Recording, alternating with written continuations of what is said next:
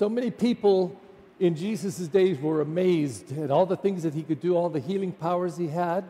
And almost after every incident like this one today, it says they were astonished, they were amazed.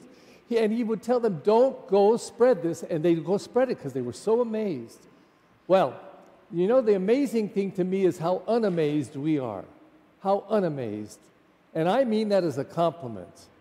We take for granted that Jesus is miraculous and can be so in our lives. And not necessarily that blind people are seeing and deaf people are hearing, but metaphorically, that is so true. Is anybody in here blind? Of course we're all blind. There's things that we should see that we don't see. Look at that second reading. This is a perfect case. It said if you're somewhere and a rich person comes in and then a poor person comes in, you say to the rich man, "Ooh, here, take this important place," and you go over there. Said, that's not what you're supposed to do.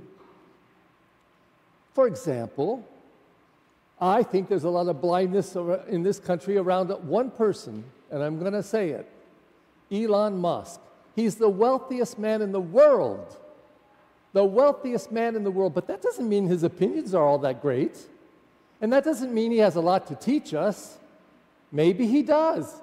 But it's not because he is the wealthiest man. And anybody who panders to him because he just has got a lot of money, is it the money you're after? Or the man's impression of you? I don't know. But the gospel makes it quite clear. The poorest person could be the person who has the greatest insight, who has the most wonderful wisdom. And the gospel tells us, the letters of Paul tell us, don't be sucked into this. Don't be impressed with somebody just because of all the stuff they have, because that stuff may not make them a better person. So, the people of Jesus' time were utterly amazed and astonished. They couldn't stop flapping their lips about him, and then they do this to him. So were they people of great faith? Some, maybe many, but I don't think most, or that wouldn't have happened so easily. I think that we really can relate to these scriptures today because we're all blind in some ways. We're all deaf sometimes. All of us. We don't hear what we should. Maybe sometimes we hear what we want to hear, but we're not really listening here, and most of all here. Most of all here. All of us have evil spirits in us sometimes. I'm not going to say demons, but they are like demons. For example, I'll take a big one. Anger. Now, anger is not a bad emotion. It's a very important emotion. We should be angry sometimes. You know, we should be angry every time children are shot and killed in school. We should be angry and do something with our anger. But you know, anger can also kill the spirit. I have people come in to confess sometimes, say, "Father, I'm really angry at my sister. I haven't talked to her for some time." I say, "Well, how long?" 7 years. I said, 7 years? Have you told her how angry you are? No, we just don't talk. Well, you should talk. And you should tell her, "I am so angry because of blah, blah, blah, blah, blah," and then get over it. If you hang on to anger for a long, long time, it'll eat your soul. Eat your soul. And that's just one of the emotions that can do it.